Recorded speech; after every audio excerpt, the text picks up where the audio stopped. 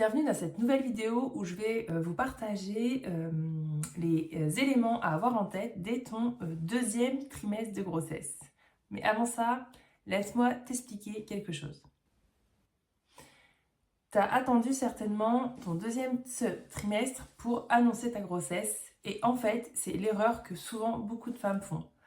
Parce que du coup, tu passes ces 3 premiers mois à le cacher, à ne pas partager ce que tu vis ou ce que tu traverses à tes amis, à ta famille.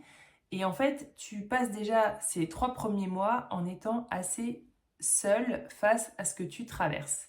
Et donc ça, c'est la première erreur que je voulais te partager et que j'aimerais que ça change auprès de toutes les femmes. C'est que si tu es enceinte maintenant de 1 semaine, 2 semaines, 3 semaines, peu importe, mais avant ton deuxième trimestre, je t'invite vraiment à le partager à au moins 1 ou 2 personnes de ton entourage pour qu'elles puissent être là déjà d'une part pour te soutenir quand ça ne va pas, mais aussi parce que s'il se passe quelque chose, par exemple que ta grossesse s'arrête spontanément, ce qui est quand même qui potentiellement peut arriver au cours du premier trimestre de grossesse, eh bien tu auras 1 ou 2 personnes ressources sur qui compter pour pouvoir justement traverser cette épreuve en étant soutenue. Parce que une grossesse qui s'arrête spontanément, même au premier trimestre de grossesse, ça reste un deuil à accueillir et à accompagner et en tout cas à faire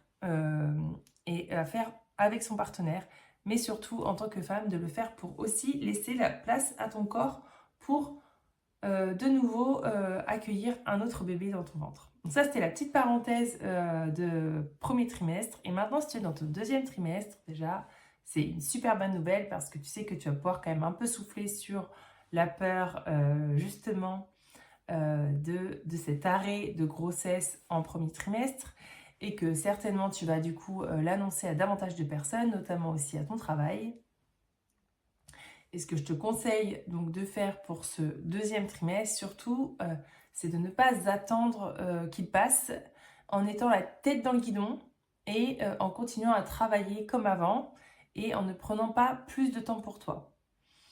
Donc, je te conseille vraiment de prendre davantage de temps pour toi, de commencer déjà à mettre en place des bonnes routines, si tu n'en as pas déjà de par ailleurs dans ta vie quotidienne, si tu n'en as pas trop, d'en mettre en place, notamment avec de l'activité physique adaptée, une alimentation adaptée, et aussi de commencer à conscientiser que tu es enceinte, donc à prendre du temps pour toi, pour toucher ton ventre, parler à ton bébé, et te sentir pleinement, en tout cas consciente de cet état dans lequel tu es.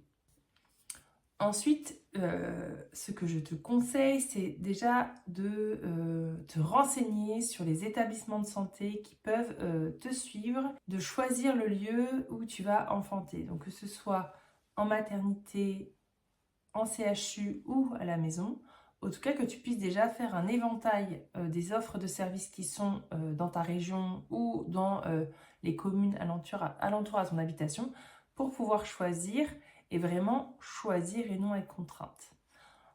Bien sûr, ce choix pourra évoluer au fur et à mesure de ta grossesse, mais déjà quand tu sais où tu vas, ça te permet aussi d'établir un bon projet de naissance. Donc le deuxième point, ça sera de mettre en place un vrai projet de naissance, de commencer à le réfléchir et surtout de te familiariser avec les termes utilisés.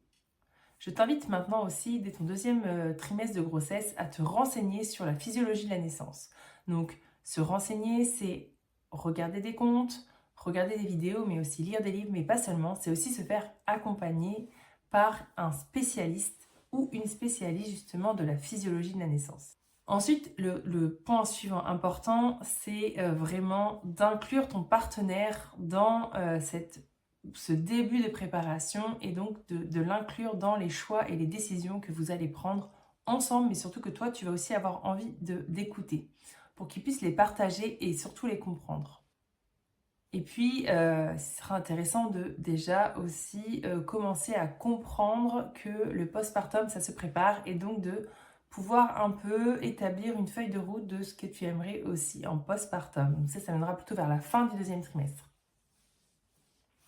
N'oublie pas tes rendez-vous médicaux qui sont dits obligatoires. Certains ne le sont pas, mais d'autres le sont. Notamment la deuxième échographie qui est à prendre à 22 SA et ta visite prénatale du 4e mois de grossesse. Hormis ça, le reste n'est pas obligatoire. Tu peux choisir ou non de faire les autres rendez-vous.